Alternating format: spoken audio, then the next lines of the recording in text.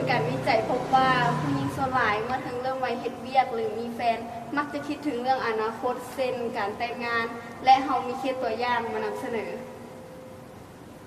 นี่คือดีและนี่คือล้อมทั้งสองคบกันมาตั้งแต่สมัยเรียนที่หักโดยเฮาคบกันมาได้จักปีแล้วก็ได้5 ปีแล้วที่อยากถามเพิ่นหยังเพิ่นบ่คิดสิมาขอเขาแต่งงานได้บ่เขาก็คิดอยู่แต่ว่า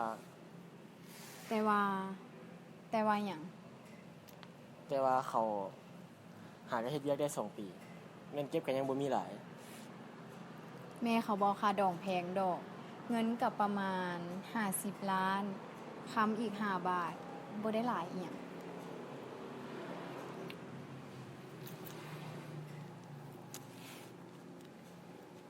ถ้าเพิ่นว่า50 ล้านเขาเก็บเงินได้ก็คงจะประมาณ10 ปีพุ่นล่ะ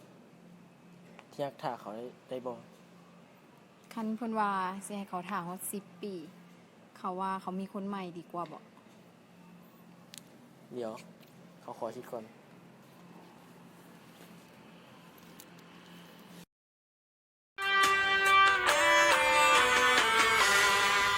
บ่มีเงินฮอด50 ล้าน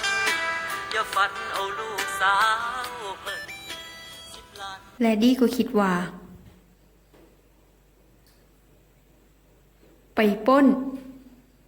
แต่ความคิดนี้บ่น่าจะเวิร์กเพราะอาจจะถูกจับได้ดีเลยคิดใหม่ก็คือขายรถนั่นเอง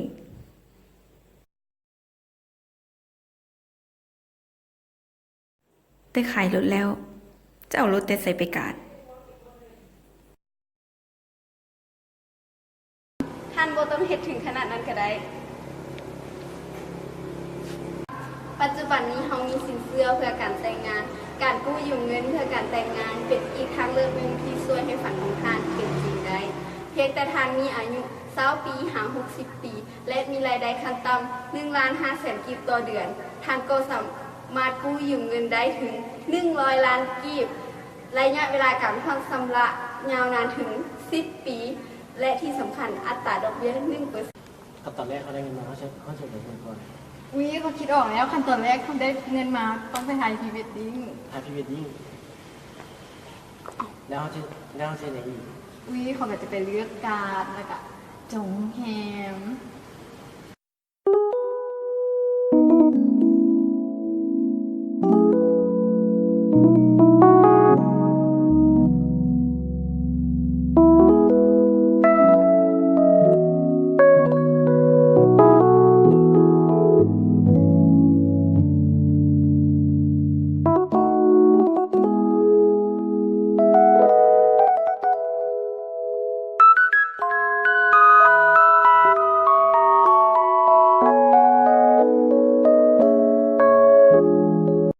ไปแล้วแม่ถ่ายยังอยู่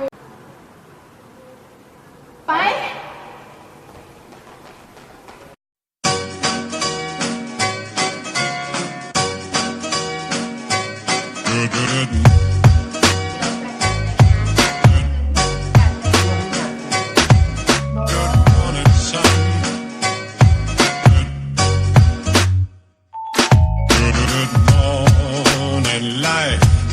Good morning, sun. How are you? Skies above. Jeeps